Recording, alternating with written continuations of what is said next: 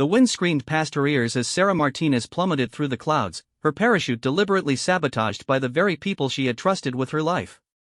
3,000 feet above the ground, she had just seconds to make a choice that would determine not just her survival, but her entire future. What those who pushed her from that plane didn't know was that they had just created their own worst nightmare, a woman with nothing left to lose and everything to prove. 10 years later, Officer Sarah Martinez would walk into that same skydiving facility, not as a victim, but as the federal investigator who would bring down the largest insurance fraud ring in aviation history. The same hands that had once clawed desperately at a torn parachute cord would now hold the handcuffs that would ensure justice was finally served. This is the true story of betrayal at 3,000 feet, a miraculous survival, and a woman's relentless pursuit of justice that would span a decade and change everything she thought she knew about trust, survival, and revenge. Sarah Martinez had always believed that trust was earned through actions, not words. At 28, she worked as a quality control inspector for Phoenix Aviation Insurance, a job that required her to verify the safety standards of various aviation operations across the Southwest. It was methodical work that suited her analytical mind, but it was also work that had recently uncovered something that made her stomach turn.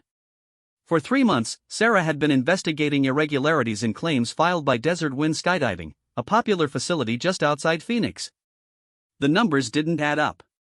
Equipment failures were happening at an unusual rate, always resulting in substantial insurance payouts, and always involving customers who had purchased premium coverage just weeks before their incidents. What made it worse was that these weren't minor equipment malfunctions, these were life-threatening failures that had injured 17 people in the past 2 years. The more Sarah dug into the files, the clearer the pattern became. Desert Wind's owner, Marcus Kellerman, had built a sophisticated operation that went far beyond simple insurance fraud. He had cultivated relationships with desperate people, individuals facing bankruptcy, medical bills, or other financial crises, and offered them a way out. For a percentage of the payout, these people would agree to participate in staged accidents. The equipment would be deliberately tampered with, but in ways that were supposed to be survivable. Supposed to be. 3 people had died. Sarah's investigation had reached a critical point when she received an unexpected phone call on a Tuesday morning in September. The voice on the other end was smooth, confident, and belonged to Marcus Kellerman himself. "Miss Martinez," he said, his tone friendly but carrying an undertone she couldn't quite place. "I understand you've been asking questions about our operation here at Desert Wind. I'd like to invite you out for a visit. See firsthand what we do here. Sometimes the paperwork doesn't tell the whole story." Sarah felt a chill run down her spine. She had been careful, conducting her investigation through official channels, requesting documents through proper procedures. How did Kellerman know she was looking into his business specifically? "I appreciate the offer, Mr. Kellerman," she replied cautiously, "but I don't think that would be appropriate during an active investigation." Kellerman's laugh was warm, almost paternal. "Investigation? Ms. Martinez, I think there's been some confusion. We're not under investigation. Your company has simply requested updated safety documentation, which we're more than happy to provide. In fact, I've been working with your colleague, David Chen, on this matter. He suggested you might want to see our operation in person." David Chen was Sarah's supervisor, a 15-year veteran of the insurance industry who had mentored her since she joined the company. If David had arranged this visit, then perhaps she was being overly cautious. Still, something felt wrong. That evening, Sarah called David at home to confirm the arrangement. His wife answered and told her that David was at a conference in Denver until Friday. When Sarah reached him on his cell phone, he sounded confused. "I never spoke to anyone at Desert Wind about arranging a visit for you," he said. "Sarah, if they contacted you directly, that's a red flag. Companies under investigation don't typically invite the investigator for a personal tour." The next morning, Sarah's phone rang again. This time it was a woman's voice, younger, more urgent. "Ms. Martinez? This is Jessica Walsh from Desert Wind. Mr. Kellerman asked me to call about your visit today. We have you scheduled for a tandem jump at 2 o'clock. "I never agreed to a jump," Sarah said firmly. "I need to reschedule this entire visit." "Oh, but you did agree," Jessica's voice took on a strange quality, almost scripted. "You specifically requested to experience a tandem jump so you could understand our safety procedures firsthand. We have it all documented. Mr. Kellerman will be personally handling your jump as the instructor. Sarah felt her heart rate spike. She had never made such a request, never agreed to jump, and the idea that Kellerman himself would be her tandem instructor sent every alarm bell in her head ringing simultaneously. "I'm not coming today," she said, but Jessica had already hung up. For the next hour, Sarah sat at her desk trying to focus on other cases, but her mind kept returning to the phone calls. She pulled up Desert Wind's insurance history again, this time focusing on the details she had previously overlooked. In each case of equipment failure, the victims had been first-time jumpers. In each case, they had been paired with either Kellerman or his business partner, Ray Bronson, as their tandem instructor. And, in each case, the equipment failure had been blamed on manufacturing defects that were impossible to prove after the fact. At noon, David Chen called her back. "Sarah, I've been thinking about your situation all morning. I made some calls to contacts at other insurance companies. Desert Wind is being investigated by at least 3 other insurers. There have been whispers about this operation for over a year, but no one has been able to prove anything.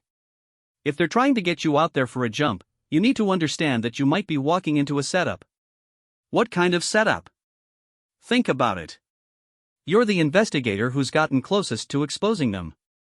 If something were to happen to you during a jump, equipment failure, human error, whatever they want to call it, your investigation dies with you. They file another insurance claim, this time for a substantial amount because you're an insurance professional who would have had significant coverage, and all your evidence becomes irrelevant because the investigator is no longer credible." The thought made Sarah's blood run cold, but it also ignited something else, a determination that surprised her. These people had killed 3 innocent individuals and were planning to kill more. If she walked away now, how many others would die? "David, what if we set up surveillance? What if we could catch them in the act?" "Sarah, you're talking about putting yourself in mortal danger to gather evidence. That's not your job. We turn this over to law enforcement and let them handle it." But, even as David spoke, Sarah was formulating a plan. She had uncovered evidence of fraud, but proving murder would require more. It would require catching them in the act of attempted murder. That afternoon, Sarah made a decision that would change her life forever. Instead of calling the police immediately, she called Desert Wind and told Jessica she would be there for the 2 o'clock appointment. She also made several other calls to her sister, leaving detailed voicemails about her investigation, to her lawyer, updating her will and leaving specific instructions about her research files, and, finally, to a private investigator she had worked with on previous cases, asking him to track her location and monitor police scanners. At 1:30, Sarah drove out to Desert Wind Skydiving, located on a remote airstrip 40 miles outside Phoenix. The facility was smaller than she had expected, just a main building with gear storage, a small office, and a landing area marked by windsocks and orange cones. 2 planes sat on the tarmac, both looking older than they should for an operation that charged premium rates. Marcus Kellerman was waiting for her when she arrived. He was a tall man in his 50s with prematurely gray hair and the kind of easy smile that probably put nervous first-time jumpers at ease. He wore a Desert Wind t-shirt and well-worn jeans, and, when he shook her hand, his grip was firm and confident. "Ms. Martinez. So glad you could make it out here today. I think you're really going to enjoy this experience. There's nothing quite like seeing the world from 3,000 feet up." Ray Bronson emerged from the main building carrying equipment. He was younger than Kellerman, probably early 40s, with the lean build of someone who had been jumping for years. When Kellerman introduced them, Bronson barely made eye contact, focusing instead on checking and rechecking the gear he was carrying. "Ray's going to be piloting our plane today," Kellerman explained. "I'll be your tandem instructor. Between the 2 of us, we've got over 30 years of experience. You're in very safe hands." As they walked toward the plane, Sarah noticed several things that increased her anxiety. The equipment Bronson was loading looked newer than the planes, which suggested recent purchases, possibly funded by insurance payouts. There were no other customers visible, despite this being a prime jumping day with perfect weather. And, most concerning of all, neither Kellerman nor Bronson had asked her to sign any paperwork, complete any safety training, or even verify her identity. "Shouldn't I be filling out forms or something?" she asked as they approached the aircraft. Kellerman waved dismissively. "We took care of all that over the phone. Jessica is very thorough with the preliminary paperwork. All we need to do now is get you suited up and in the air." The plane was a modified Cessna 182. equipped with a large sliding door for jumpers. As Bronson completed his pre-flight check, Kellerman helped Sarah into a jumpsuit and began explaining the tandem harness system. His demeanor was professional and reassuring, exactly what you would expect from an experienced instructor preparing a nervous first-timer. "The beautiful thing about tandem jumping," he said as he adjusted her harness, "is that you don't have to worry about anything. I control the whole jump from exit to landing. Your job is just to enjoy the ride." Sarah nodded, but her attention was focused on the harness Kellerman was fitting to her. It looked different from the tandem equipment she had seen in photographs during her investigation. The metal fittings were slightly different, and there were additional straps that didn't seem to serve any obvious purpose. "Is this a newer model harness?" she asked. Kellerman paused for just a moment before smiling. "We upgrade our equipment regularly. Safety is our top priority here at Desert Wind." As they prepared to board the plane, Sarah caught Bronson and Kellerman exchanging a look that made her stomach drop. It was quick, almost imperceptible, but it carried the weight of shared knowledge of a plan being executed. The plane's engine roared to life, and within minutes they were taxiing down the runway. Sarah strapped herself into a seat facing backward, as Kellerman had instructed, while he completed his own preparations across from her. Through the small window, she watched the desert landscape fall away as they climbed toward jumping altitude. At 2,000 feet, Kellerman moved closer and began connecting his harness to hers. The proximity required for tandem jumping meant that she was essentially strapped to his chest, completely dependent on his equipment and expertise for survival. As he made the final connections, Sarah felt him lean close to her ear. "You know, Ms. Martinez," he said, his voice barely audible over the engine noise. "Curiosity killed the cat." The word sent ice through her veins, but before she could respond, Bronson called out from the pilot's seat. 3,000 feet. Ready when you are." Kellerman smiled at Sarah, but now she could see that the warmth had been completely replaced by something cold and calculating. "Time to fly," he said. The aircraft door slid open with a mechanical grinding sound that was immediately swallowed by the roar of wind and engines. Sarah felt the harness pulling tight against her chest as Kellerman maneuvered them both toward the opening. The desert stretched endlessly below them, a patchwork of brown and orange that looked deceptively soft from 3,000 feet up. "Beautiful view, isn't it?" Kellerman shouted over the noise, but his grip on her harness felt wrong somehow, too tight in some places, too loose in others. Sarah tried to respond, but the words caught in her throat. Something about the way Kellerman was handling the equipment didn't match the careful, methodical approach she had observed during their ground preparations. His movements seemed hurried now, almost frantic, and she could feel him fumbling with connections that should have been secure. "Wait," she called out, trying to turn her head to look at him. "I don't think everything is connected properly." But Kellerman was no longer listening to her concerns. His attention was focused entirely on the open doorway, and Sarah realized with growing horror that they were positioned at the very edge of the aircraft, her feet dangling in empty space. "Marcus," she shouted, using his first name in hopes of breaking through whatever mindset had taken hold of him. "Stop. Something's wrong with the harness."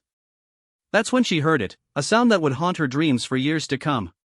It was the distinct click of a metal connection being deliberately released, followed immediately by the sensation of falling freely through space, no longer attached to the instructor who was supposed to keep her alive. The last thing Sarah saw before tumbling out of the plane was Kellerman's face, wearing an expression of cold satisfaction. The last thing she heard was Bronson's voice calling out from the cockpit, "Go fly, bitch." For the first few seconds of the fall, Sarah's mind refused to process what was happening. The sensation of free fall was so alien, so completely outside her realm of experience, that her brain simply couldn't accept the reality. She had been pushed. The harness had been sabotaged. She was going to die. But, as the ground rushed toward her with increasing speed, survival instincts kicked in. Sarah remembered the emergency parachute that Kellerman had shown her during ground preparations, a backup system that every tandem jumper was supposed to have access to. She twisted in the air, fighting against the wind resistance and her own panic, searching for the ripcord that might save her life. Her hands found the emergency chute handle, and she pulled with every ounce of strength she possessed. Nothing happened. She pulled again, and felt the handle come away in her hand. It had been cut, sabotaged along with the tandem connection. 2,000 feet above the desert floor, Sarah Martinez faced the reality that she had perhaps 30 seconds to live. The wind was tearing at her clothes, her hair, her skin, and the ground was expanding rapidly in her vision, individual cacti and rock formations becoming visible and distinct. But, in those final moments before what should have been certain death, Sarah's analytical mind began working with a clarity she had never experienced before. She had investigated enough accident reports to understand the physics of falling bodies, the factors that determined whether a fall was survivable. Angle of impact, landing surface, distribution of force across the body, all variables that could potentially be influenced even during free fall. The landscape below her was not uniformly flat. There were washes and gullies cutting through the desert, areas where flash floods had carved channels in the earth over thousands of years. If she could somehow steer her fall toward one of these natural features, if she could land in sand rather than on rock, if she could hit at an angle that allowed her body to roll rather than absorb the full impact. Sarah spread her arms and legs wide, using her body as an improvised wing to influence her trajectory. The technique was something she remembered from a documentary about skydivers, though she had never imagined she would need to use such knowledge. By shifting her weight and adjusting her position, she found she could alter her path through the air, albeit slightly. Below her, she could see a dry riverbed cutting through the desert landscape, its bottom filled with sand and loose gravel rather than the hard-packed earth and rock that dominated the surrounding area. If she could reach it, if she could somehow survive the impact, she might have a chance. With 15 seconds left before impact, Sarah managed to position herself over the riverbed. The ground was coming up fast now, individual grains of sand visible in her peripheral vision. She pulled her arms close to her body and tried to remember everything she had ever heard about surviving falls: keep your feet together, bend your knees, try to roll with the impact rather than fighting it. At the last possible moment, Sarah hit the sandy bottom of the wash with a force that drove every breath from her lungs and sent lightning bolts of pain through every nerve in her body. But she hit at an angle, and the sand absorbed much of the impact that would have been fatal on harder ground. Her body bounced once, twice, then rolled to a stop against a pile of debris that had been deposited by some long-ago flood. For several minutes, Sarah lay perfectly still, unsure whether she was alive or dead. The pain was so overwhelming that it seemed to exist separately from her body, a red haze that made it impossible to think clearly. Gradually, however, awareness began to return. She could feel sand in her mouth, could taste blood, could hear the sound of her own labored breathing. Moving any part of her body sent waves of agony through her nervous system, but she forced herself to take inventory of her injuries. Her left leg was definitely broken, she could see the unnatural angle of her shin bone even through her jumpsuit. Her ribs were either broken or severely bruised, making each breath a conscious effort. There was something wrong with her left shoulder, and blood was running down her face from what felt like a significant head wound. But she was alive. Against all odds, against all logic, Sarah Martinez had survived a 3,000-foot fall. The sun was beginning to set, painting the desert landscape in shades of red and orange that would have been beautiful under different circumstances. Sarah realized that her position in the wash, while providing the soft landing that saved her life, also made her invisible from ground level. No search and rescue team would find her here, assuming anyone was even looking for her. She tried to call out, but her voice was barely a whisper. The impact had damaged something in her throat, and the effort of shouting sent spasms of pain through her damaged ribs. Even if she could scream at full volume, there was no one within miles to hear her. As darkness fell over the desert, Sarah faced a new reality. She had survived the fall, but now she was alone in a remote wilderness with severe injuries and no way to call for help. The temperature would drop rapidly once the sun went down, and she was already going into shock from blood loss and trauma. Using her uninjured right arm, Sarah began the agonizing process of dragging herself up the side of the wash. Every movement sent fresh waves of pain through her broken body, but she knew that staying in the low-lying area would mean death. She needed to reach higher ground where there was at least a possibility of being seen. It took her over an hour to crawl perhaps 50 yards up the side of the wash, leaving a trail of blood in the sand behind her. By the time she reached a relatively flat area where she might be visible to aircraft, she was barely conscious and her body was shaking uncontrollably from shock and cold.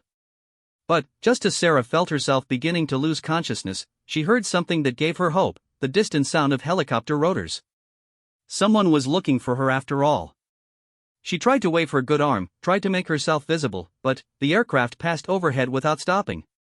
Over the next 6 hours, 3 more helicopters flew search patterns over the area, and each time Sarah managed to summon just enough strength to try to signal them. But her position was still too difficult to see in the darkness, and each aircraft moved on without locating her. By dawn, Sarah had accepted that she was going to die in this remote wash. Her body temperature had dropped dangerously low during the cold desert night, and she was drifting in and out of consciousness. The pain from her injuries had evolved into a dull, constant ache that was almost bearable compared to the acute agony she had experienced immediately after the fall. It was then that she heard voices. "Over here. I think I see something." The voice belonged to a woman, and it was followed by the sound of people moving quickly through brush and over rocks. Sarah tried to call out, but managed only a weak croak that she was certain no one could hear. "Jesus Christ, it's her. She's alive." The next few minutes were a blur of activity as emergency responders surrounded her position. Sarah caught fragments of radio communications, medical helicopter en route, severe trauma, mechanism of injury unclear. Someone was cutting away her jumpsuit to assess her injuries, while another person was starting in 4-line in her arm. "Ma'am, can you hear me? Can you tell me your name?" Sarah tried to speak, but the words came out as barely a whisper. The paramedic leaned closer. "Sarah," she managed to say. "Sarah Martinez." "Okay, Sarah. We're going to take good care of you. You're safe now." As the medical team prepared her for helicopter transport, one of the search and rescue workers approached the lead paramedic. "How the hell did she end up out here? There's no road access for miles, no hiking trails. It's like she fell out of the sky." The paramedic looked at Sarah's injuries, the pattern of trauma, the severity of the damage, the location where she was found. "That's exactly what happened," he said quietly. "The question is whether it was an accident or something else entirely."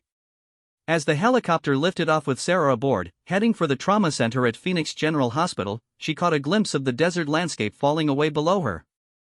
Somewhere up there, Marcus Kellerman and Ray Bronson were probably filing insurance claims and police reports about a tragic skydiving accident. They would claim that Sarah had panicked during the jump, that she had somehow disconnected herself from the tandem harness, that her death was the result of inexperience and fear. What they didn't know was that Sarah Martinez had not only survived their murder attempt, but she had also left behind a detailed record of her investigation, along with specific instructions about what to do if something happened to her. The private investigator she had contacted before the jump had already delivered her research files to both law enforcement and her insurance company's fraud division. More importantly, they didn't know that their victim was not the type of person to let attempted murder go unpunished. As the helicopter rushed toward the hospital, Sarah made herself a promise through the haze of pain medications and trauma. She would recover from her injuries. She would rebuild her life. And then, she would make sure that Marcus Kellerman and Ray Bronson faced justice for what they had done to her and to the others who had died before her.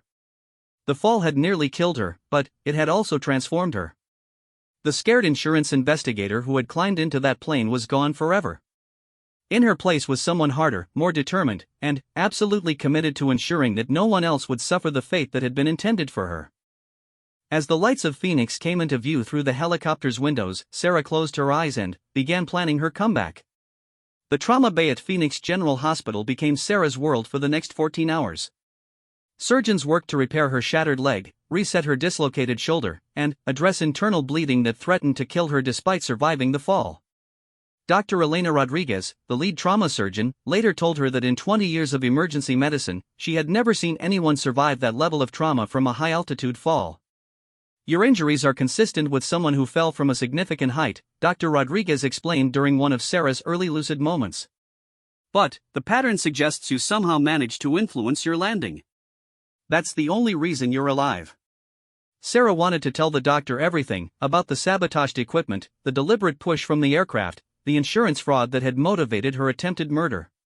But, when she tried to speak, the words came out jumbled and unclear.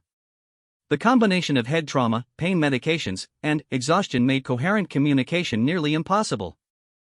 Detective Maria Santos from the Phoenix Police Department visited Sarah's room on her third day in the hospital. She was a woman in her 40s with kind eyes and a manner that suggested she had seen enough tragedy to understand that sometimes the obvious explanation wasn't the correct one. "Ms. Martinez," she said, pulling a chair close to Sarah's bed, "I need to ask you some questions about what happened at Desert Wind Skydiving. The initial report from the company suggests this was an accident caused by equipment failure, but some things aren't adding up." Sarah's throat was still damaged from the fall, making speech difficult, but she forced herself to explain everything she could remember. Detective Santos listened without interruption, taking detailed notes as Sarah described her investigation, the suspicious phone calls, and the moment when she realized the harness had been sabotaged. "These are serious allegations," Santos said when Sarah finished. "But I have to tell you that the physical evidence is going to be limited. The equipment from your jump was supposedly destroyed in the impact. Kellerman and Bronson have both given statements claiming you panicked and somehow disconnected yourself from the harness." "My research files," Sarah whispered. "I left copies with a private investigator. Everything is documented." Santos nodded. "We've already been in contact with him." "Your documentation is impressive, but proving attempted murder is going to require more than evidence of insurance fraud. We need to establish intent and opportunity, and that's going to be challenging when the primary witnesses are the alleged perpetrators." Over the following weeks, as Sarah's body began the slow process of healing, she learned more about the investigation into Desert Wind skydiving.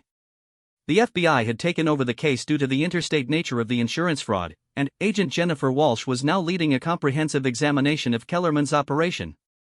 Agent Walsh was a sharp-eyed woman in her 30s who specialized in white-collar crime. When she visited Sarah in the hospital, she brought news that was both encouraging and frustrating. "We've identified at least 12 other victims over the past 3 years," Walsh explained. "The fraud pattern you uncovered is even more extensive than we initially realized. But here's the problem: every previous victim either died in the accident or was paid enough money to stay quiet about their injuries. You're the first person who survived and is willing to testify about what really happened."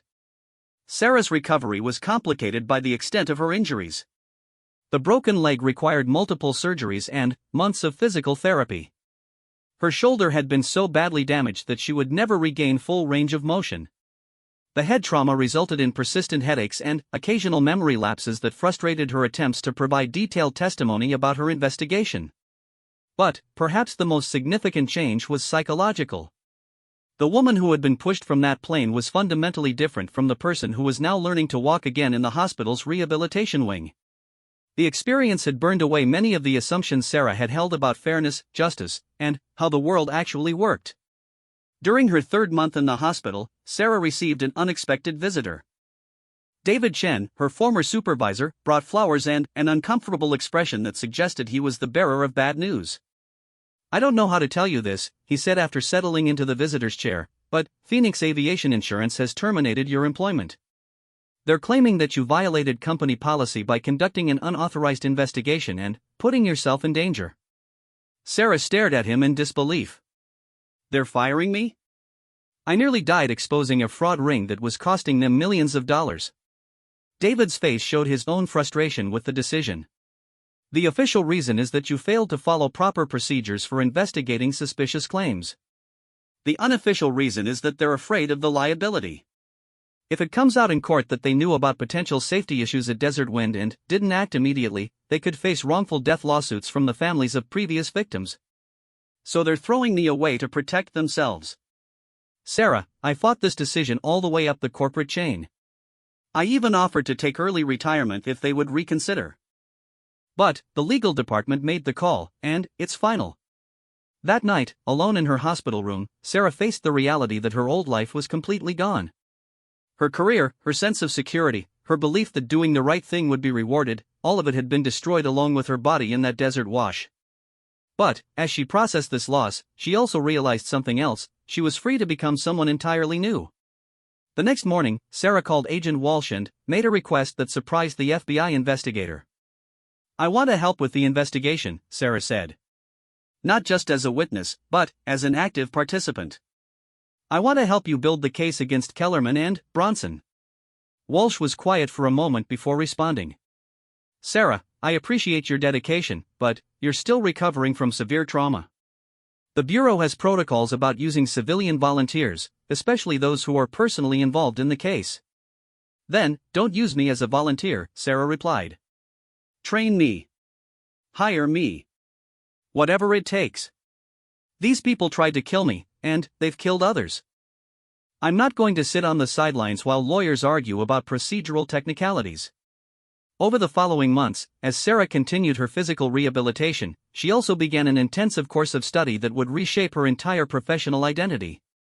Agent Walsh arranged for her to audit classes at the FBI Academy in Quantico, focusing on criminal investigation, forensic evidence analysis, and white-collar crime prosecution. The commute from Phoenix was brutal given her physical limitations, but Sarah attacked the coursework with an intensity that surprised even her instructors. Dr. Rodriguez, who continued to monitor Sarah's recovery, was concerned about the pace she was pushing herself. "Your body needs time to heal properly," she warned during a follow-up appointment. "The kind of trauma you experienced can have long-term effects that don't show up immediately. You need to give yourself permission to rest." But Sarah couldn't rest. Every day that passed was another day that Kellerman and Bronson remained free to harm other people. The FBI's investigation was thorough but slow, hampered by the need to build cases that would hold up in federal court. Meanwhile, Desert Wind Skydiving continued operating, still taking customers up in aircraft, still putting people at risk. After 6 months of rehabilitation and study, Sarah received news that changed everything. Agent Walsh called her with an update on the investigation that left her feeling both vindicated and furious. "We've identified the smoking gun," Walsh said. "Kellerman made a mistake. He tried to file an insurance claim for your death before the search and rescue teams had officially called off their efforts. The claim included details about your supposed panic and equipment disconnection that he couldn't have known unless he was directly involved in causing the incident." "So you have him?" "We have enough to make arrests. The insurance fraud charges are solid, and we believe we can make attempted murder stick for your case. But, Sarah, I need to tell you something else. Kellerman and Bronson aren't working alone. This operation involves people inside the insurance companies, government regulators who ignored safety reports, and what appears to be an organized network of fraudsters operating across multiple states." The scope of the conspiracy was staggering. Desert Wind Skydiving was just one node in a network that had been operating for over 5 years, generating millions of dollars in fraudulent claims and leaving at least 15 people dead. The operation had corrupted safety inspectors, bribed insurance adjusters, and systematically targeted vulnerable people who could be convinced to participate in staged accidents. Sarah's case had blown open something much larger than anyone had initially realized. But it also meant that the people responsible had far more resources and connections than she had understood when she first began her investigation. 3 days before the scheduled arrests, Sarah received a phone call that made her blood run cold. The voice was familiar, it belonged to Marcus Kellerman. "Ms. Martinez," he said, his tone as smooth and confident as it had been in their first conversation. "I hear you've been keeping busy during your recovery. That's admirable. Most people would have taken their insurance settlement and tried to move on with their lives. How did you get this number?" Sarah's hand was shaking as she held the phone. "I think it's time we had a conversation, face to face. There are things you don't understand about the situation you've gotten yourself involved in. Things that could be dangerous for you if you continue down this path.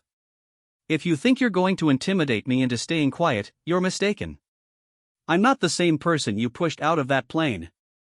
Kellerman's laugh was genuinely amused. "No, you're not. You've become something much more interesting. And much more valuable. Meet me tomorrow at the Desert Botanical Garden, near the butterfly exhibit. Come alone, and bring your questions. I think you'll find the answers worth hearing." After hanging up, Sarah immediately called Agent Walsh to report the contact. But even as she described the conversation, part of her mind was already considering Kellerman's offer. The man had tried to kill her, had murdered other people, and was clearly still operating despite the ongoing investigation.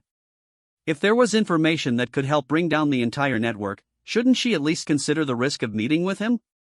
"Absolutely not," Walsh said firmly when Sarah suggested the idea. "This is obviously an attempt to eliminate you before the arrests go down. We're moving up our timeline. Kellerman and Bronson will be in custody by tomorrow afternoon." But Sarah's experience with the insurance company had taught her that institutional protection wasn't always reliable. Organizations had their own interests to consider, their own political calculations to make. If Kellerman really did have connections inside law enforcement or the judicial system, there was no guarantee that arrests would lead to convictions. That night, Sarah made a decision that would define the next phase of her transformation. She was going to meet with Kellerman, but not as the victim he expected. She was going to go as the federal law enforcement professional she was becoming, and she was going to be ready for whatever he had planned. She spent the evening preparing, studying the layout of the botanical garden, researching surveillance techniques she had learned at Quantico, and, most importantly, ensuring that if something happened to her, the evidence she had gathered would still reach the people who could use it. As she prepared for what might be another confrontation with the man who had tried to murder her, Sarah reflected on how completely her life had changed.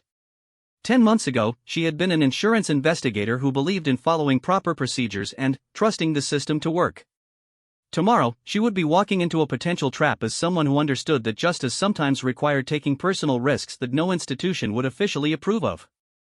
The scared woman who had climbed into that plane was gone forever.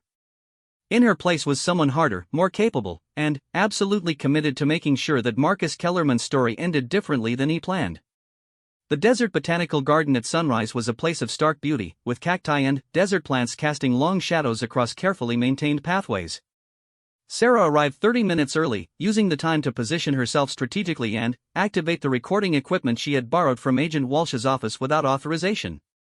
Her legs still ached from the long walk through the garden, but months of physical therapy had restored most of her mobility. Marcus Kellerman appeared precisely at the agreed time, walking casually along the main path as if he were just another early morning visitor enjoying the desert landscape. He wore khaki pants and a polo shirt that made him look like a retired businessman on vacation, not someone who had attempted murder less than a year ago. "Ms. Martinez," he called out when he spotted her near the butterfly exhibit. "You look much better than the last time I saw you. Recovery has obviously agreed with you."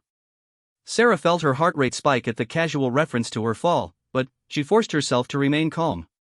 "Let's skip the pleasantries, Kellerman. You said you had information I needed to hear. Start talking." Kellerman smiled and gestured toward a bench positioned where they could see anyone approaching from multiple directions. "You've become quite the investigator since our last encounter. The FBI training looks good on you. Agent Walsh speaks very highly of your analytical abilities." The fact that he knew about her FBI coursework and her relationship with Agent Walsh sent a chill through Sarah's chest. Either Kellerman had sources inside law enforcement, or he had been conducting surveillance on her during her recovery. "You're wondering how I know so much about your activities," Kellerman continued, settling onto the bench as if they were old friends meeting for coffee. "The answer is simple. The network you stumbled into is much larger than you realize, and it includes people you trust. If you think I'm going to believe that Agent Walsh is corrupt, you're wasting your time." Kellerman laughed, a sound that carried genuine amusement. "Agent Walsh is completely legitimate. One of the best federal investigators in the country, actually. No, the problem isn't with the FBI. The problem is with your former employer and the insurance industry more broadly." He reached into his pocket and withdrew a manila envelope, thick with documents. Sarah tensed, ready to move quickly if this was some kind of weapon, but Kellerman simply placed the envelope on the bench between them. "Phoenix Aviation Insurance didn't fire you because you violated policy," he said. "They fired you because you discovered that they weren't just a victim of our fraud operation, they were a partner in it." Sarah stared at the envelope, her mind racing through the implications of what Kellerman was suggesting. "That's impossible. Why would an insurance company participate in fraud that costs them money?" "Because it doesn't cost them money," Kellerman replied. "It makes them money. Think about it, Ms. Martinez. Every time someone dies in one of our staged accidents, Phoenix Aviation gets to close the case, pay out the policy, and then raise premiums across the board to cover the loss. They use our accidents to justify higher rates for all their customers." The envelope contained photocopies of internal Phoenix Aviation memos, email exchanges between executives, and financial records that showed payments being made to shell companies connected to Desert Wind skydiving. As Sarah reviewed the documents, a sick feeling grew in her stomach. "These could be faked," she said, but even as she spoke, she recognized the formatting and signatures on the Phoenix Aviation paperwork. "They're genuine," Kellerman said. "And there's more. Your supervisor, David Chen, wasn't protecting you when he fought your termination. He was trying to keep you quiet because he knew that if you kept digging, you'd eventually discover the company's involvement." Sarah thought back to her conversations with David, analyzing them through this new lens. He had been supportive of her investigation initially, but he had also tried to discourage her from taking certain approaches, had suggested she focus on some aspects of the fraud rather than others. "Why are you telling me this?" she asked. What do you gain from exposing your own partners? Kellerman's expression grew serious. Because the partnership is over, and they're trying to eliminate the evidence. That includes eliminating me, my associates, and anyone else who knows too much about how the operation worked. He gestured toward the documents in Sarah's hands. 3 days ago, Phoenix Aviation executives met with certain federal officials to discuss a plea agreement that would give them immunity in exchange for cooperation against the Desert Wind operation. The deal involves portraying me and Ray as rogue operators who somehow tricked the insurance company into paying fraudulent claims. So you're looking for protection? I'm looking for justice, Ms. Martinez. The same thing you are. The people who tried to have you killed aren't just the ones who pushed you out of that plane. They're the ones who ordered it. Sarah studied Kellerman's face, trying to determine if he was telling the truth or simply manipulating her into helping him avoid prosecution. The man had attempted to murder her, had killed other people, and was clearly desperate to save himself. But the documents in the envelope appeared genuine, and they explained several aspects of her termination that had never made sense. Even if what you're saying is true, she said carefully, you're still guilty of attempted murder and fraud. These documents don't change that. No, they don't, Kellerman agreed. But they do change who the real targets of your investigation should be. I'm a killer, Ms. Martinez, but I'm a killer who was hired by people who present themselves as respectable business leaders. The question is whether you want to bring down the trigger man or the people who gave the order. Over the next hour, Kellerman laid out a conspiracy that went far beyond anything Sarah had imagined. According to his account, Phoenix Aviation Insurance was part of a consortium of companies that had developed a systematic approach to using fraudulent claims as a method of market manipulation. By creating spectacular accidents that generated media attention, they could justify premium increases that affected millions of customers. The scheme required cooperation from multiple insurance companies, corrupted safety regulators, and operators like Kellerman who were willing to actually carry out the staged accidents. The profits were enormous, not from the fraud itself, but from the market reactions to the fraud. The beautiful part, Kellerman explained, is that when someone like you comes along and exposes the fraud, the insurance companies get to play the victim. They get sympathy from regulators, support from politicians who want to crack down on fraud, and justification for even higher premiums to cover their losses. Sarah felt sick as she considered the implications.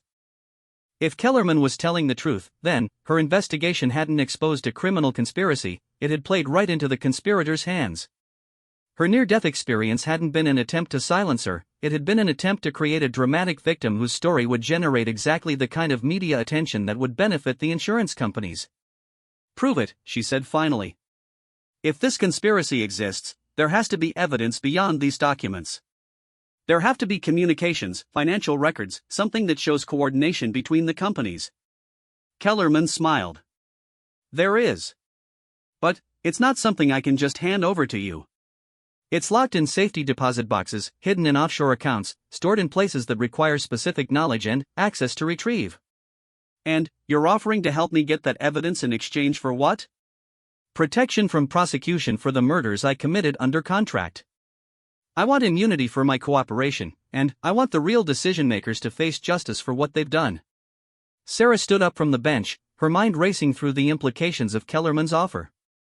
If he was telling the truth, then cooperating with him might be the only way to expose the full scope of the conspiracy.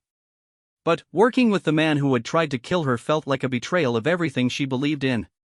I need time to think about this, she said. Time is something we don't have much of, Kellerman replied. The arrests Agent Walsh has planned for tomorrow aren't just going to target me and Ray. They're going to sweep up everyone connected to the Desert Wind operation, including people who might have information that contradicts the official narrative Phoenix Aviation is promoting. He stood up and handed Sarah a business card with only a phone number written on it. Call me within 24 hours. After that, I'll assume you've decided to stick with the FBI's limited investigation, and I'll make my own arrangements for survival. As Kellerman walked away through the botanical garden, Sarah remained on the bench, staring at the documents he had left behind. Every instinct told her not to trust the man who had attempted to murder her. But her analytical mind couldn't ignore the possibility that he was telling the truth about the broader conspiracy. That afternoon, Sarah met with Agent Walsh to report the conversation and turn over the documents Kellerman had provided.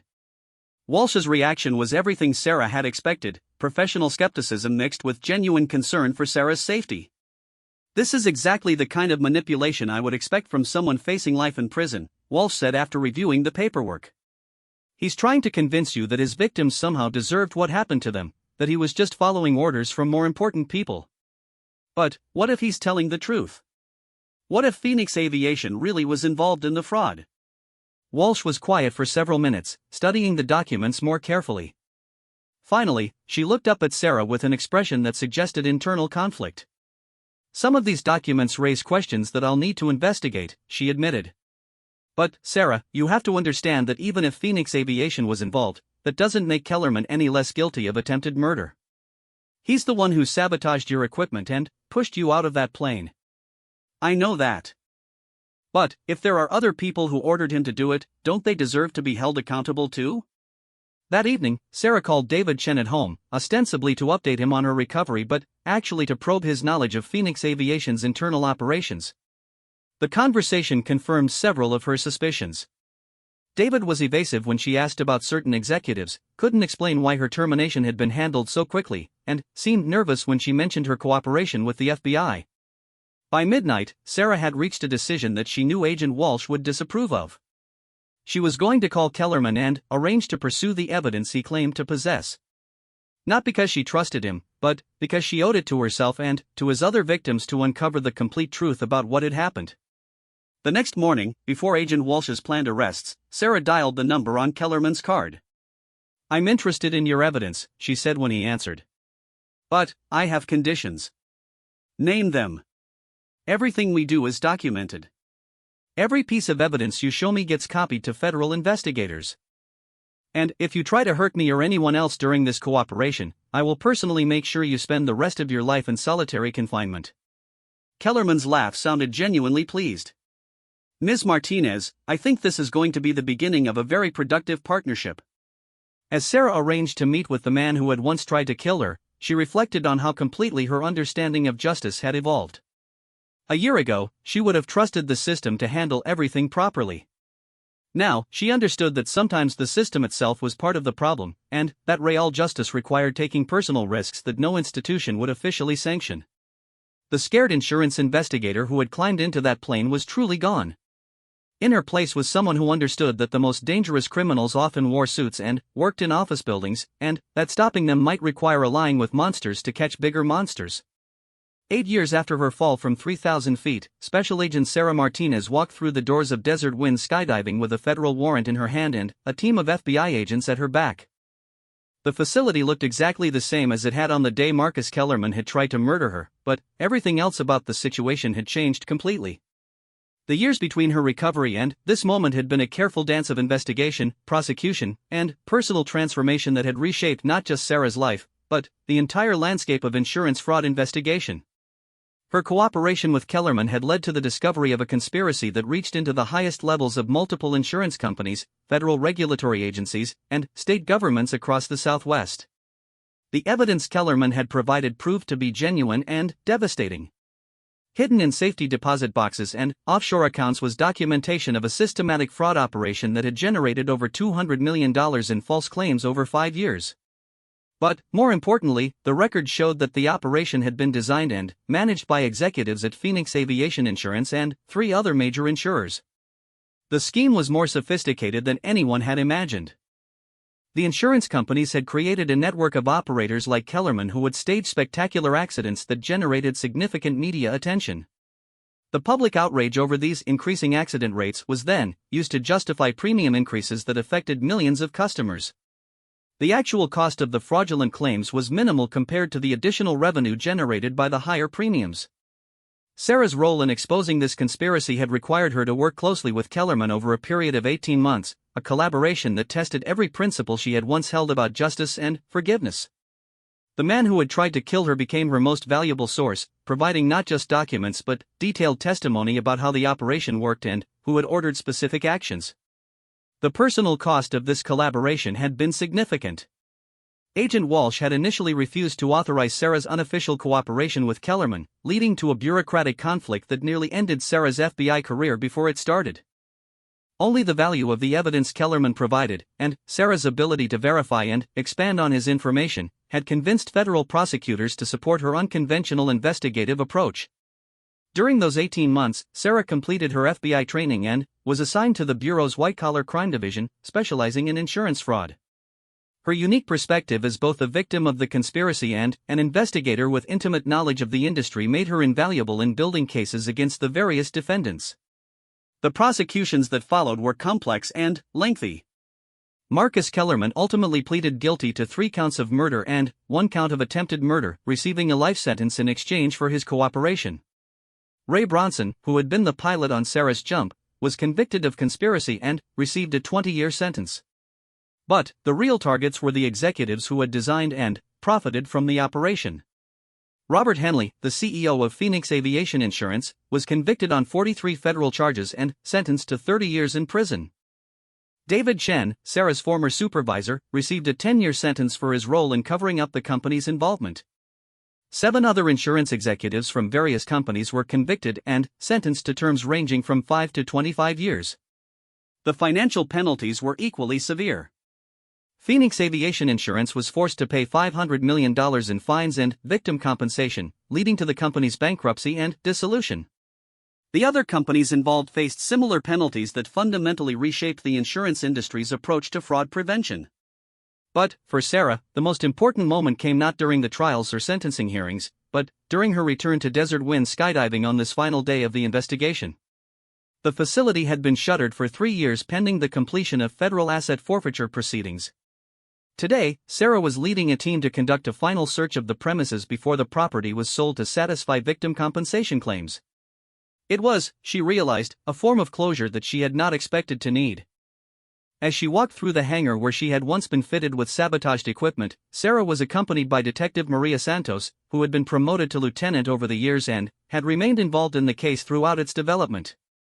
Santos had become more than a professional colleague during the investigation. She was one of the few people who truly understood what Sarah had endured and overcome.